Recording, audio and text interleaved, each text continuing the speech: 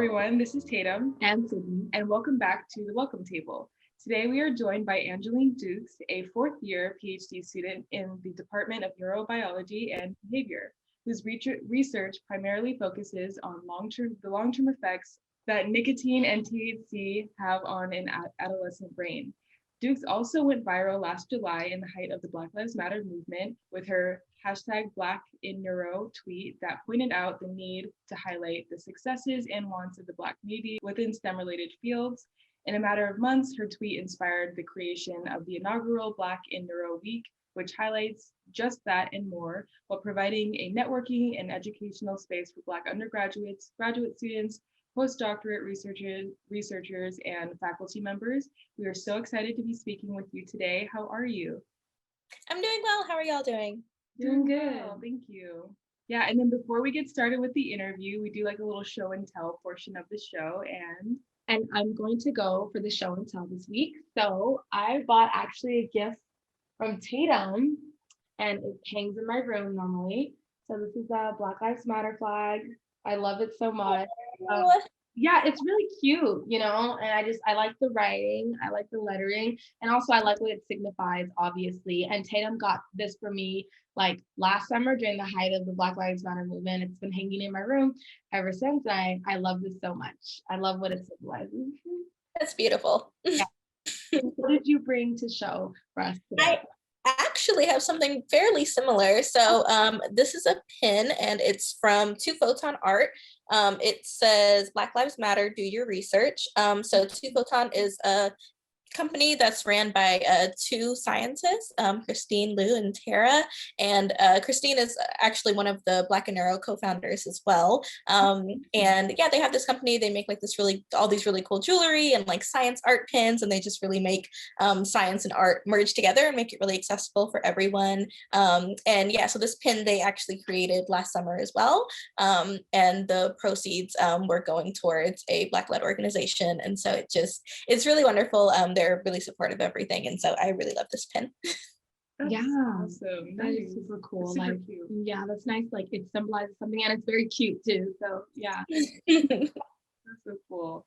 Yeah, so to start off our first interview question, we saw on the website, the Black Neuro website, your biography, and we're really, really interested in your personal background. So you're both first generation, and then you're also the daughter of two immigrants. And, we know that that's not an easy thing to navigate while you're in an educational space. So we were just wondering, what was your educational journey like, and what led you into STEM with all of your life experience and consideration? Yeah, so my mom is from Trinidad and my dad is from Haiti, and they both immigrated to the United States when they were teenagers. And so it was very hard for them to adjust. And so they wanted everything for us to be a little bit easier, but also they couldn't necessarily help navigate a lot of these things because they didn't go to college either. So then they couldn't help me figure it out. So when I was in high school and I was applying for college, there wasn't a ton of guidance. I actually only submitted, I think, 1.5 college applications. And I ended up getting accepted into Fisk University, which is a historically Black college university in Nashville, Tennessee. And I got a full ride there, which was fantastic. And so, so I was like super, super proud of myself for that. I had a good GPA in high school, which, accounted for that. And yeah, that was kind of me just figuring it out on my own, but I feel like that was where I was meant to be. Like I 100% know that, even if I got accepted into like 10 or 20 schools, like this is exactly where I was supposed to be. So I feel very lucky in that sense. Growing up as a daughter of immigrants, you're kind of taught that the two career options that you should have to make your parents proud are to become a doctor or a lawyer. I hate law. And so it was like, okay, I'm going to be a doctor. I actually thought that I wanted to become a pediatrician. And so my entire life growing up, I was like, yeah, I'm gonna become a pediatrician. I'm gonna work with the babies. I'm gonna take care of them and stuff. And I did that all throughout my first 2 years of college. I actually participated in a BSMD program. So it's a bachelor's to medical degree program with Meharry Medical College. It's a great program, highly recommend it. But through that program and being able to do the MCAT prep stuff and talking to doctors and residents and just getting all of that experience, I realized I did not want to do that. And I feel like that's okay. Like, I think so many times people are on this path and they're like, because I said I'm always going to do this, I feel like I have to. And I had to learn that just because I said I was going to, like, it's okay to change my mind. It's okay to realize this isn't actually what I want to do, and that's not what makes me happy. But I did have a semi-existential crisis as a junior in college, because I was like, oh my God, if I'm not going to medical school, what am I going to do with my life? And I had to think about the things that I really enjoyed. And I realized that I really love teaching and I love mentoring. And so I was like, okay, I want to become a professor, but I didn't know how to do that.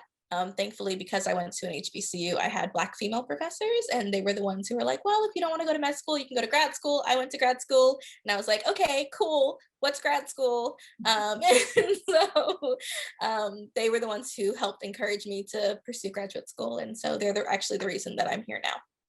Okay, nice. Awesome. Thank you for sharing all that with us. I think that many people can relate to having an existential junior crisis of some sort in college. So that's really funny and relatable. When you said that you were informed, okay, you're like, what's grad school? I want to go to grad school. I want to be a professor. Why UCI, first of all?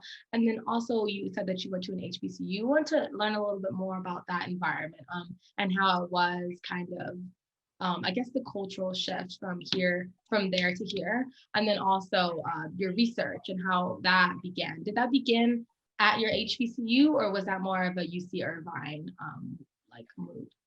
Yeah, so before you go to graduate school, you have to get some type of research experience. And so I started doing research starting in my junior year on campus. The HBCU that I went to was a fairly small school. It's a liberal arts institution. There were like 1,000 students total, so very small. So we didn't have a lot of like the animal care facilities that UCI offers. And so I was doing work with C. elegans, and they're these like tiny microscopic worms, super, super small. You can't see them with your naked eye. You use like eyelash picks, so you like pick off your eyelashes and glue them to like the end of a pipette, and then that's how you like pick them up and stuff. So anyways, it was a very unique experience. It's very interesting.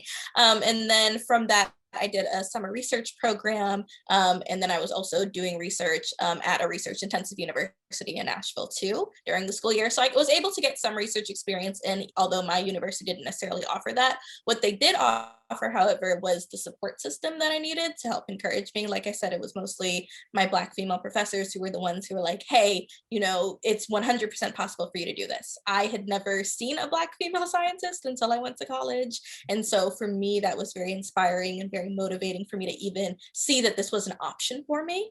And I absolutely love that. I was also part of the MARC program, which is an NIH funded program that helps support minority students who want to pursue a PhD. And so they actually pay me to be able to do research, which is really nice because I also come from a low income background. And so just being able to afford that and being able to like pay my bills while also, you know, doing research and stuff is a lot. And a lot of times people volunteer in labs, and that's definitely a luxury and a privilege that most people can't afford. And so through those programs, which I highly recommend if anyone is interested in research as an undergraduate, like there are lots of ways that you can get paid to do research. And so I definitely encourage people to seek out some of those options. But as far as applying to graduate school, so I was in the MARC program. That was great. They were very supportive as far as, you know, helping us try to navigate it and figure it out.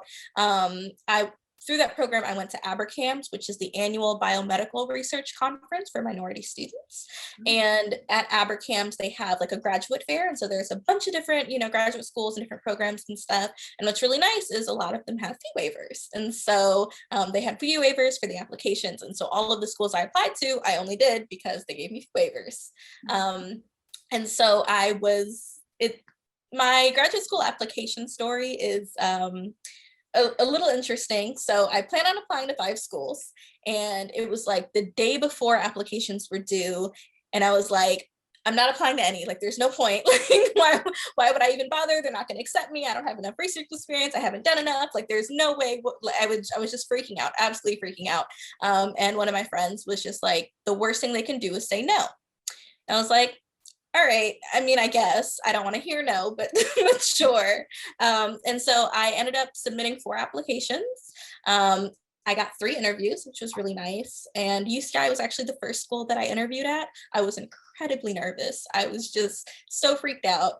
But what's really exciting is if you go into the STEM field, most of the programs are fully funded, which is really nice. And they actually like flew me out to be able to do the interviews. And the whole interview experience was wonderful. Like I absolutely loved it. Everyone that I met was very friendly. They were very kind. It was a very supportive environment. And that's definitely something that I was looking for coming from my HBCU. I knew what it was like to have that type of supportive community. And I knew it was something that I needed in order to thrive in graduate school as well. I also knew that it was challenging coming here and being, one of the only Black faces in the room. So that was a challenge in itself, but I still felt like there was enough support for me to be able to do well, regardless of that.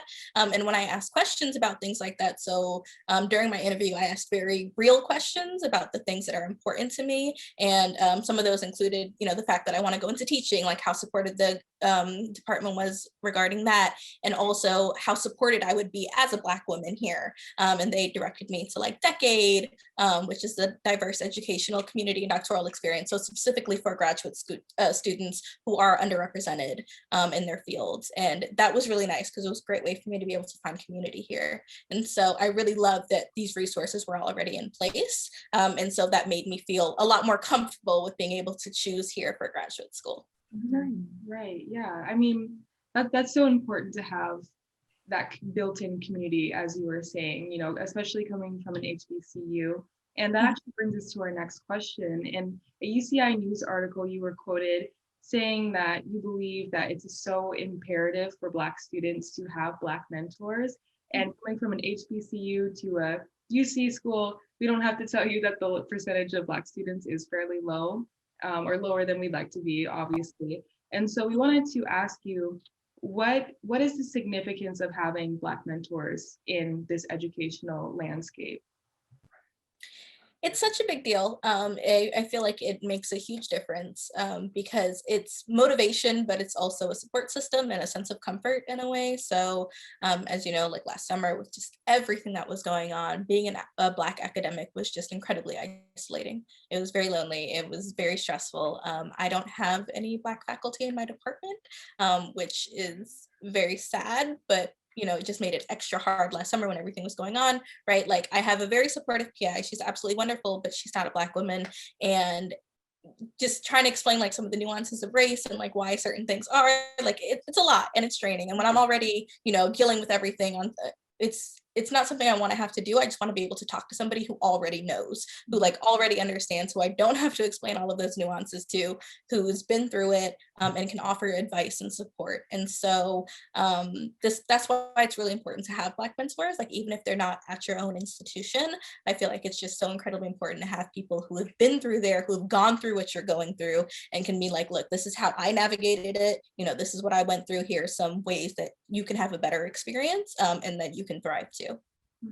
Right. Yeah, that is really important. I think that on a lot of our welcome table episodes, we actually talk about the importance of having Black mentors and Black faculty members in each of our respective fields with like a numerous amount of people. And it's sad that everyone can relate to that experience, but it's also like very like it's illustrative of a larger problem that we have on university campuses. But yeah, it's really nice to know that we have so many people who understand, you know what I'm saying? But yeah, I think that I also wanted to talk more about last summer in your tweet, your very famous tweet that blew up, and you were like, so when are we doing Black and Neuro Week? And we wanted to know all about that, like what inspired you to make that tweet, and then it ended up like creating a whole movement and creating a whole Black and Neuro team. So how did that feel? Like what was going through your head? And I just want to say that's super awesome and amazing that all that ended up coming to fruition because of your tweet. So yeah, thank you so much. It was definitely way bigger than I thought it would ever be. So of course, last summer with everything that was going on, all of the protests about police brutality and everything, as I mentioned, it was very isolating as a Black academic, and I was really looking for community. I was looking for people who could understand and could relate, and just to have that type of support. And so first it started off with Black Birders Week. So on Twitter, there was a hashtag for Black Birders Week, and that was in response to the incident of the Black man being having the cops called on him at the park when asking a white woman to leash her dog. And so because of that, there was like this whole Black Birders movement, which was absolutely wonderful. It was so great to see just Black people thriving and being in nature and just living their lives and being happy. And it was beautiful. And then someone had started Black and Astro, which was Black people in astronomy and like the field, and just being able to, you know, share their research and their experiences and find community that way. And I thought it was wonderful. I thought it was absolutely amazing. I loved seeing it, but I was like, well, I want to meet Black people in my field. I want to be able to meet them and be able to have that sense of community too in neuroscience. And so that's really what inspired it this week. And I was just like, so when are we going to start Black and Neuro Week? And I wasn't sure if anyone was already thinking about it or planning to do it. Apparently no one was yet. And so I actually had a lot of people comment who were just like, oh, I would love to see that. That would be amazing. You should totally do it. And I was like, okay, I'm down to do it, but not by myself. And I was like, I definitely need help. And so there were some really wonderful people who commented and were like, yeah, I would love to help. I'd be more than glad to assist in whatever you need. And all of those people who commented, I just like sent them a DM and was like, hey, okay, I guess we're doing this. And we made a Slack channel that same night. That was like on a Friday. And then by that Sunday, we had our first meeting. And then 3 weeks later, we had the whole week plan, and it was like a week's worth of events and panels, and like everyone was just so excited to participate and to be willing to just like give their time to do it. We were able to secure donations from a lot of different sponsors, which was really, really nice. And because of that, we were able to pay all of our speakers, because that was one of the things that we really wanted to emphasize, was making sure that we pay Black people for their time, whether they're talking about their research or talking about DEI efforts.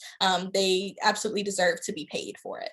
And so that was one of the things that we were also very, very proud of. And then once the week ended, myself and the 22 other organizers who are on our organizing team, there was so much momentum and so much excitement about it. And we were like, there's just no way that we can stop here. Like, we can't just end it at a week. And so all throughout the past year, we've been having socials and events, and we did a Black and Neuro mini conference. We've had workshops on interviewing skills and salary negotiation so that Black people can, you know, thrive in their fields and have these types of skills that they need in order to succeed. And it's been wonderful. Like, I'm so proud of all the work that's been put in. I'm so proud of all the things that we're planning for the future, because it's going to be a lot, and it's going to be amazing. And we're of course planning Black and Neuro Week again this year, same time. So you can check us out on Twitter. It'll be the end of July, early August will be the next Black and Neuro Week. That is so exciting. And we can just tell how passionate you are about it. You're just beaming when you talk about it.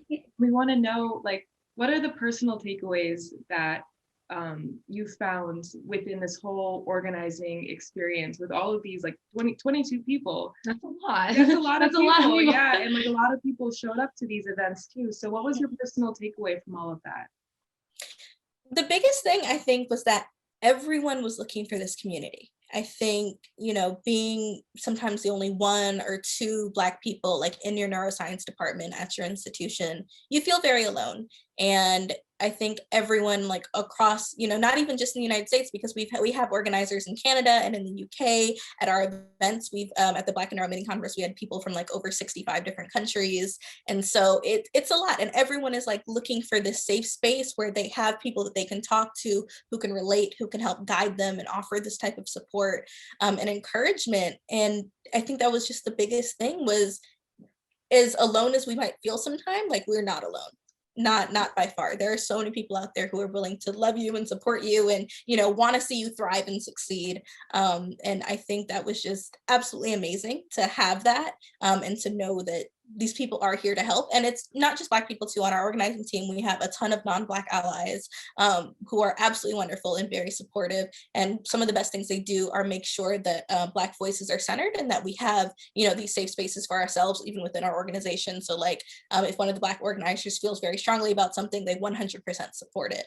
And I think that is one of the biggest things when it comes to allies in general.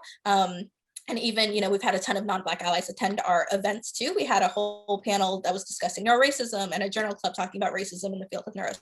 neuroscience. And that was actually our most well-attended event. And I think it's great that people are willing to have these discussions and talk about these things and learn ways in which they can correct and improve them. That's really important. I think that allyship is it's so tricky, and it's very complicated, but I think that how you said that they these allies that you have really give time and space to the Black organizers when they're speaking or when they feel really passionate about something. I think that's really, really important in an allyship with the Black community. Yeah, and allyship is something that at least we've noticed has become more, I guess not a trend, but it's become more prevalent, I think, with the Black Lives Matter movement this past year. I've been noticing a lot more people trying to figure out how to be a good ally, what it means to be an ally, not just on social media, but in your real life too. So that's so interesting that was the, most well-attended one, Yeah, it was absolutely great. Like, I definitely appreciate that people are willing to have these discussions, as uncomfortable as they might be sometimes, and recognize that these changes need to occur, not just in a societal level, but also within our research too. Like, there is so much racism within the field of neuroscience and the research that's being done, and just making sure that, Black researchers get equitable chances to have their work cited and have their research funded, as well as making sure that Black participants are being recruited for some of these studies that are being done. That's awesome. On the subject of changes and future, what are some things you'd love to see change about the STEM field at UCI, or perhaps the STEM field, in and around the world? Yeah, what are some things you'd like to see change?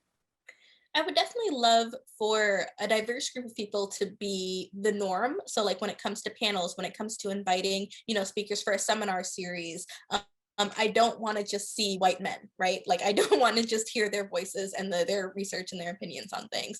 I would love to make sure that there is diversity in age and in gender and in race, and in disability status, and just in everything. Like, I just want to make sure that everyone's voices are being heard and the research that are being done is being highlighted as well. I feel like that's so important. I think a lot of times in STEM, people are like, oh, just focus on the science or just focus on the research. And when our lives are in danger and we're, being fearful of that, it's hard to focus on the research, right? Like, I don't care about how that experiment is doing right now. I'm more worried about, whether I can walk down the street safely. And I think those are things that need to be addressed and realize that, we need to be okay on a personal level and as a human before I'm a scientist. And I think that that's just really important for people to recognize, and to also like emphasize in all of the facets of STEM that they're working in. Yeah, exactly. That's incredibly important, and something that we could relate to as journalists too, entering the, media space. There's a lot of racism that goes within the media space as well, but also, having an open dialogue about it and working to be anti-racist, that could potentially save lives, as it can within the STEM field as well. So you're doing really important work, and we want to know, what are some future projects that you're working for or working towards, and what can we look forward to seeing in the future with Black in Neuro? Yeah, so we're actually working on quite a few things right now. One of our biggest things that we're trying to create is a mentorship program, a formalized mentorship program. Of course, there are Black scholars who have found mentors already through Black in Neuro, which is absolutely fantastic. But we want to streamline the process and making sure that, any Black students who are interested in being in the field of neuroscience, they're able to access mentors at different stages. So graduate students mentoring undergrads, or postdocs mentoring grad students, or, Black faculty, but even also including like non-Black faculty, right? Because there are so few and far between Black faculty that there's no way that every student can end up with a Black faculty mentee, as amazing as that would be. And so we want to make sure that non-Black faculty who choose to mentor these students have proper training to do so. So we're working on a training program for that as well, just to make sure that, no harm is being done to the mentees as they go through this process. And so that's one of the biggest things that we're working on right now. And we're also working on, just ways that we can make sure that we highlight the research that are being done by Black scientists. I think oftentimes when we're invited to give talks, like they want to hear like, oh, talk about like racism that you've endured like as a scientist. And it's like, okay, cool. Like, I mean, it's great that we're talking about those, but also I do like research, like I do, other things. Like, I'm more than glad to talk about those things too. And so we like to use Black and Neuro to give a platform to the research that's being done by these scientists as well.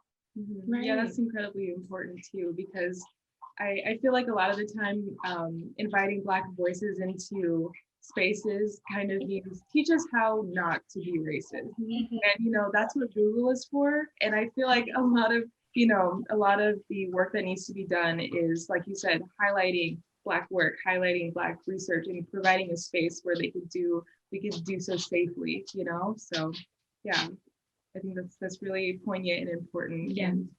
And thank you so much for coming. We learned so much during this talk, and we really appreciate the work that you're doing. I definitely echo that. Thank you so much for coming on the show.